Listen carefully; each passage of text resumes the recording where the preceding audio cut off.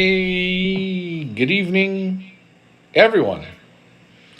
Let's bring this up.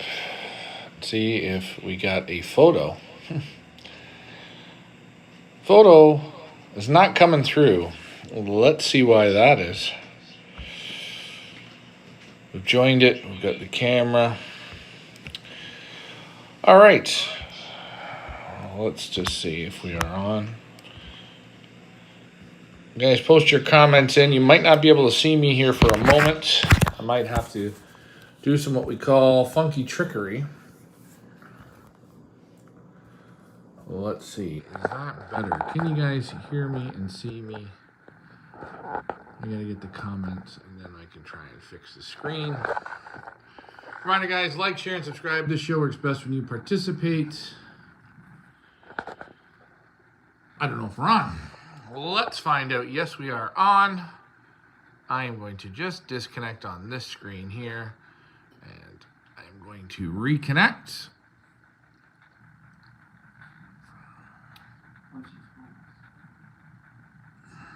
We don't want to knock the bottles over. Yes, you are on. Okay, quality is good. Let's join the room. Okay, let's see if this works now. There you go. There you go. Let's pray to the Jesus that she works. Let me make sure. There we go.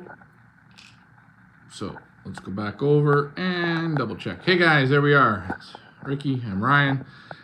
Hi folks. Happy Monday night. Good. You're on. Good evening, MG. Let's say hi to David Tracy, our buddy Josh Tribley. If you guys need tires and you're in the Pennsylvania area, remember Josh Tribley. He got you your tires. Some good tires there for us, yeah. Yeah, got a good deal on them. When was that? What time of year was that? It was in November. November, I think. Yeah. It was the what's the holiday they have when it's the Americans go shopping for Christmas gifts? Oh, Black Friday. It was just after Black. It was Black Friday. They call it. Yeah, Friday at Walmart. I think we saved on tires almost 50%. Oh yeah. On that Black Friday, so. Well, maybe it's normal for the American people, but I mean, you go buy those same tires here, it costs you probably $1,200. Meanwhile, we got them there for $650, tax in. Good savings. Yeah. Josh, remember when that time of year comes up again, we might call on you again. Again, guys, this show works best when you participate. And what do I mean by participation? Hey, put your comments in. We might not always agree with your comments, or you might not agree with all of our comments. But, hey, that's what makes the show good. Without the comments, it doesn't work the same way. It's just us talking pigeons, and we do that every day. So we invite you onto the show to talk pigeons with us. And remember, a good pigeon argument and a good pigeon fight, that's good for your system. It gets you fired up. That's right. We do it on this show. You can't do it at a lot of clubs anymore. Nope, you can't. No, you can't express yourself, otherwise they eject you. And Dave Crozier says, hey guys, I hope your day went well. Dave Crozier, you're going to have to come down. We can't do it tomorrow. We got a little bit, I didn't realize we had a hearing to go to today, so that was my fault. But nice to see you on, Dave. Say hi to Mittens for me. And guys, that's Dave Crozier's son, and he knows why we call him Mittens. He's a good guy.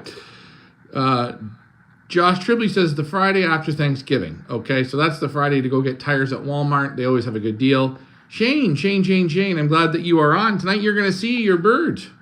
And I guess we're going to start the show off with the one-off racing of this week in Southern Ontario. Before I bring on our race dog, so people can see that, we'll bring that on a little bit later. This weekend went by, and on the, what was it? It was on the Saturday? Yeah, it was on the Saturday. Mm-hmm. Big Andy had his second race, which was 230 miles. His one-off race. 800 birds went to the race. 803 or 805. Hell, we'll say 810. And it was definitely a tough pigeon race of a day. When did he have it? On Saturday? On Saturday. Oh, wow. And it had very, very strong headwinds. Very strong. Birds really had to work. If you listen to, you were watching the birds come, Mm-hmm. you could hear it in that phone, like in your speaker. It was. Yeah. You could really hear it. It was something else. Yeah, at the Big Andy race we're talking. We're not talking ours, but Yeah, Andy he had had to this. fly in the same headwind. Yeah, it was a day earlier, but yeah. Oh, a day earlier. Yeah. So it wasn't. Oh, sorry about that. So the But- headwind wasn't probably near what we flew, the 100-miler. No, he had a headwind that was probably around 5 to 7 kilometers. But again, it was a good, tough day. I think the day was a little harder than the birds were ready for, but that's what makes it a fun, fair race. And I'm going to post up these results. And guys, the first 10 pigeons are the pigeons that make money, okay? And it's so amazing on this result. It gives me such a feeling. I'm not in the race, but I'm still winning. And people say, well, what do you mean your name's not in there? Well, the first bird clocked was bred by Bernie Berdard out of Eddie Grugin Bloodlines. Eddie Grugin is a breeder at Feathers Elite Pigeon Auctions. He's been with us for multiple years. He will be on our Pigeon Boss tour this year, and we will be doing a small select auction of birds for him. I've talked about it before these results even came in. But the first bird clocked is Eddie Grugin's. The second bird clocked is Van Troba Verrees. Peter Verrees is our Belgian breeder. Okay, this is the second time this pigeon has been at the top. He was first in the activation race, and now he's second in a very tough 230-mile race. You go down the list a little further along down the line here, and you see the 10th spot is Marshmallows. Again, Feathers Elite Bloodlines. So I want to congratulate all those birds that came, all 10, but it's amazing to see out of the 800 birds, Feathers Elite breeders go to the top of the list again on all 3 races at Big Andy so far. They have all been won by Feathers Elite breeders. And hey, take a look. There's Eddie Grugin's, Feathers Elite Pigeon Auctions, and there it is there, Bernie Sumac. And I believe in the top 100 pigeons, there was almost, I think, 25 or 30 birds, again, Feathers Elite pigeons. So these birds, now that we've been doing auctions for 5 seasons, they are firing. And what's so nice is Big Andy's race in Florida it's a cakewalk. It's a tailwind. And that's just where they live. But this is a total different Big Andy race. And the pigeons are right up at the top. And I got to say, congratulations to those breeders that supplied our clients with world-class pigeons that can win on a top level. Another fact is the Ace average speed bird, again, is a Feathers Elite pigeon. I believe we're first, we're third, and fourth with Ace pigeons. So, guys, believe in the birds that we are bringing to you guys. They do very, very well. Shane Dennis says, good evening. Yes, go to Lofts, homing pigeons. Great. That is good. Frank Leopold, Eddie Grugin's Bloodlines. Yes, Eddie Grugin's. Eddie Grugin's did it in Pattaya. He's done it multiple different one-loft races. His birds are really especially do real good for some reason here on this course in North America. I'll tell you, the last Eddie Grugin sale we did, the birds were completely priced as a steal if you wanted to get a collection of his pigeons. So guys, he's not a breeder where the birds go for $10,000 a piece. You're going to look at anywhere from $700 to maybe $2,000 in that price range, and you're getting a great deal because you know that these bloodlines work. Again, same thing. The second bird clocked on this day. Proof is in the pudding. Peter Verrees made a beautiful post, and I'm going to show. This is the mother of the second place bird. And they say when you buy a pigeon at an auction, what do they say? They say colors, they don't do it, eh? Colors don't do it. Well, take a look, guys. This is how you don't know what you're talking about, or this is a silly statement. It's only blues and checkers. We'll take a look at Peter Verrees.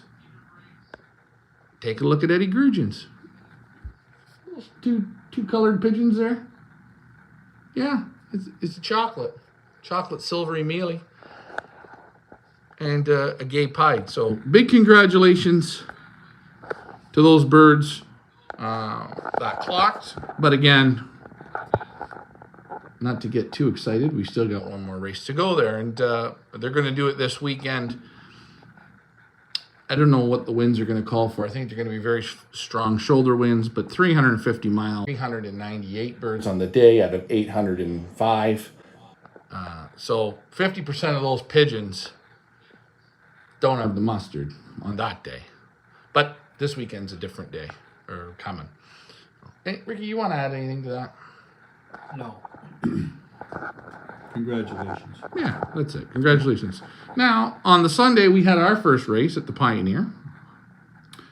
And you are right, because you watched the video when you were driving home, but that was a crazy strong shoulder wind. Real strong. Like that made them think, and they were what, close to 2.5 hours on the wing? Yeah, the first birds were just over 2.5 hours. 2.5 hours, and that's just prepping them perfect for 200 miles. You know, you could really tell pigeons once they go over 2 hours on that wing. 2.5 hours. Yeah. And that was just, I'm sure they were flying sideways most of the time. You know what I mean? Yeah, and you know, the other thing is, when we let them out and when you feel the wind, you know, as the birds are in the wind and you feel it more and more as you're sitting there waiting, you say to yourself, geez, I hope they can do this. Because that wind was to that degree of strong and pushing. But again, a nice drop. I believe about 17 birds on the drop. Birds came and we had some nice groups and we had some singles. We had the birds trickle in all throughout the day. Everybody I looked in there today, they look fantastic. Really looking good. And you know, I want to give a big thanks to a gentleman that's participating in our race, Mark Carnwell. He showed up and watched the race. He drove all the way from Wasaga Beach, which was almost an hour and a half, to come and watch. And he gave himself a bit of luck. He was second in the clock. And I'm going to post up these results. Is this it here? Yes, it is. So the results that you see here. And you know, I want to say I did a show, and I had Mark here, and we were kind of talking, and I had the show going on. And I didn't read off the top 10 winning birds, and my apologies, and somebody said that was funny, or I don't know, you know, and sometimes you forget to do it. There's no prize money in the first race, but let's give a little shout out here to the top 10 pigeons again. Marshmallow was number 10 in the clock. That's a Feathers Elite, has Feathers Elite breeding birds, that was I was told. In the 9th place is Ingram Racing Group. That's a Feathers Elite pigeons. Collins from Australia, that's Feathers Elite Bloodlines. Carlos Textera, I didn't talk to Carlos about the bird at 7. Marshman Lofts was number 6, that's another Feathers Elite bird. Project M, Mike Vanderyak, there you are, congratulations in the 5th spot. Stephen Collins again from Australia, Feathers Elite Blood. And I found out today that the 3rd place, LDX3 Lofts, that's Feathers Elite Bloodlines, and I have the bird. Yeah, I have the bird. I am going to show the bird here tonight. And Mark Carnwell, M&R, he was 2nd. That was Staffan Reitz from Feathers Elite Blood. And 1st, congratulations, Ingram Racing Group, Feathers Elite Bloodlines. So, or breeders, I should say. So congratulations to those top 10 birds there. I have now rhymed them off. I am going to show them. Let's see if we have any comments. The kids are quiet tonight. I was pleased how my birds did in the OLR race. Hey, well, David Tracy, it's not over yet. Our next race will be done on Wednesday. That's tomorrow's Tuesday, and then it's Wednesday. So the birds will be basketed tomorrow, and the birds go off for race number 2, which will be 200 miles again. Have to bounce back. And can we see some more losses? Probably. They're calling for headwinds. So it's going to be a definite a battle, but it's going to be fun. I'm really trying to pick up the broadcast here. Okay. Dave Crozier says, Richard, I'll make a day to come and see you and your new rollers and talk pigeons. Good, Dave. Nice to have you come over. Yeah, it will be good. We'll do it here in the next week or so. We just got to get dealt with our other stuff. What else was I going to say? The 200-mile race, it's going to be a headwind, but the temperatures are a little cooler, so it makes it a little easier for the birds, I would think. Yeah, if people have questions, if we're going to be loft flying or if we're going to be training them, there's no training or loft flying this week. We're not going to, now that the race is on, in the 7 days, the birds have to complete basically 600 miles. So we're not going to take them down the road. We're not going to use extra energy out of them. And the great thing about the loft, the inside of the loft, is the birds can release the lactic acid in the loft because there's no sections. The birds can go from one side to the other. And you actually see them exercising and doing that. So it's very, very good. You don't have to worry about losing them to hawks or nothing like that. They just stay in the loft. And again, we learned this from Ron Steinbrenner there in San Diego. He did this race. And normally the 100 and 200, they're okay. But when you get to the 300, by this time, the birds start to get sore because they don't have a lot of time to rest. And you're looking for quality. And this is where the quality comes up to the top.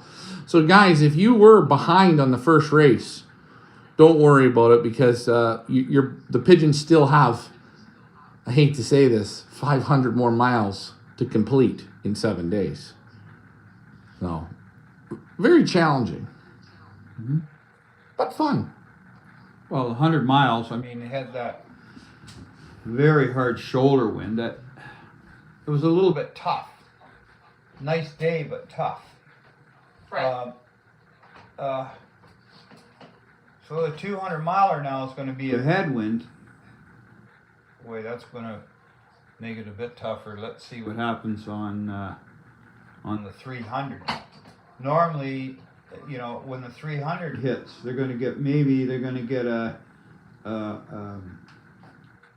shoulder headwind. Wind will come out of the northwest. Maybe, I don't know. Yeah, and again, we don't pick this is the course that it goes, and as long as it's not raining, that's how we're going to fly it. The bird I got here was the first bird clock from the Ingram Racing Group. And he's very, very still underneath. Very, very pink. Nice pigeon. Let's hold him up here so you guys can see him.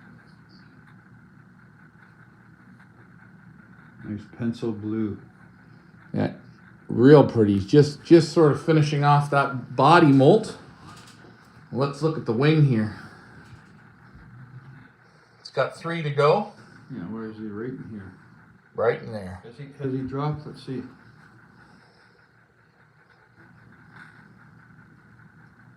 Yeah, he's on a quill. On a quill. That's going to be painful. Yeah, It's going to be painful. It hasn't started to open up. Yeah. So when you're looking inside the wing here and the feathers coming up, it just pokes through. That's a blood quill.